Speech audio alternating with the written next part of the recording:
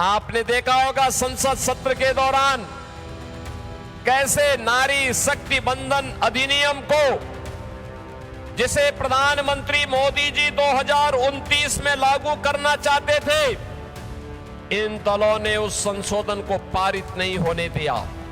ये बंगाल, जिसने बैरकपुर से निकली चिंगारी ने भारत के अंदर 1857 में प्रथम स्वातंत्र समर की लौ जलाई थी, ये चीजें दिखाती है इनका जो व्यवहार महामहिम राष्ट्रपति जी के प्रति था, वही व्यवहार टीएमसी, कांग्रेस, डीएमके, एसपी, इन सब का भी हाल ही में संसद सत्र के दौरान भी रहा। आपने देखा होगा संसद सत्र के दौरान कैसे नारी शक्ति बंधन अधिनियम को, जिसे प्रधानमंत्री मोदी जी 2029 में लागू करना चाहते थे, इन दलों ने उस संशोधन को पारित नहीं होने दिया।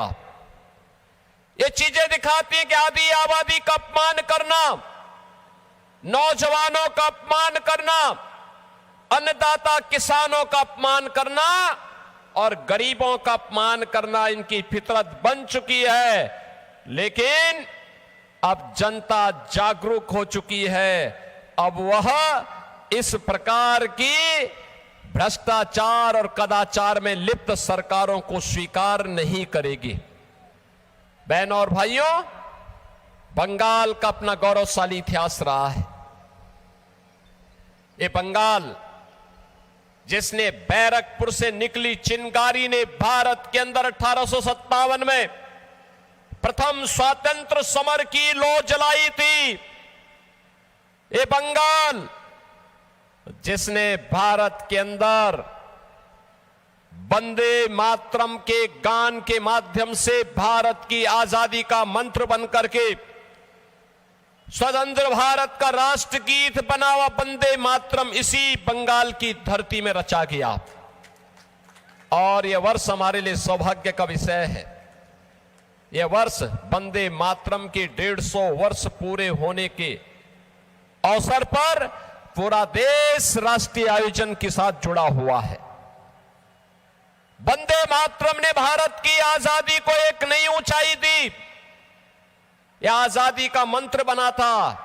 और आज हम कह सकते हैं टीएमसी की अराजकता से मुक्त बंगाल बने, वंदे मातरम के 150 वर्ष के बाद यह साबित होकर के रहेगा।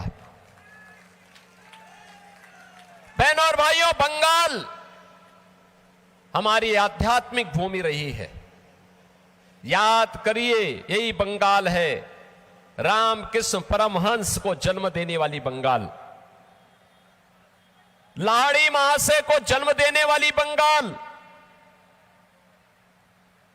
भारत सेवाश्रम संघ के संस्थापक स्वामी प्रणवानंद जी को जन्म देने वाली बंगाल और स्वामी विवेकानंद को जन्म देने वाली बंगाल।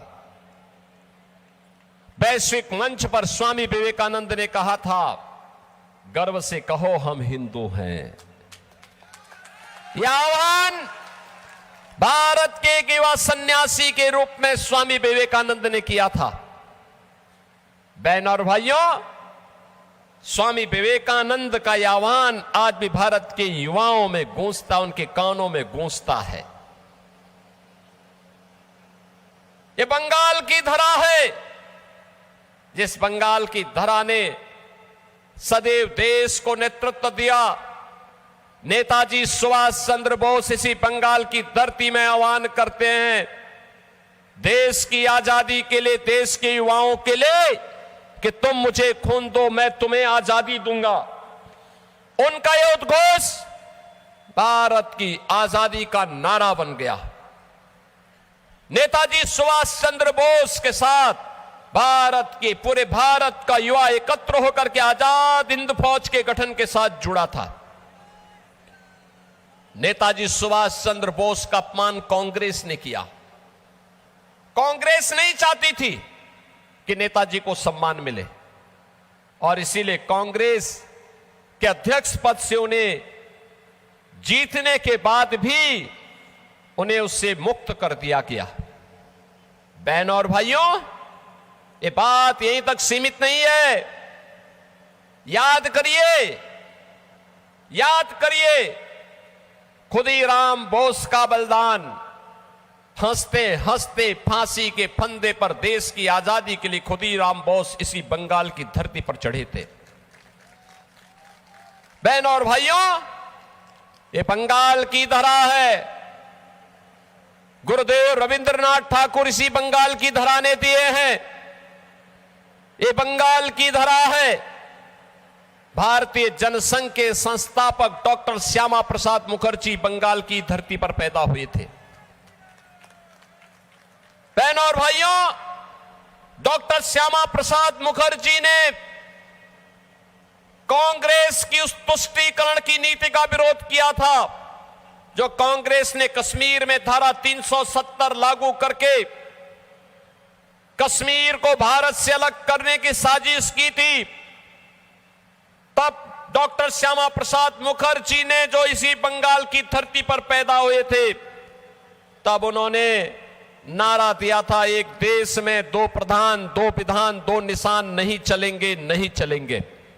और बहनों और भाइयों, बंगाल से निकली हुई आवाज भारत की आवाज बनी और देश के यशस्वी प्रधानमंत्री मोदी जी के नेतृत्व में कश्मीर में धारा 370 समाप्त हुई।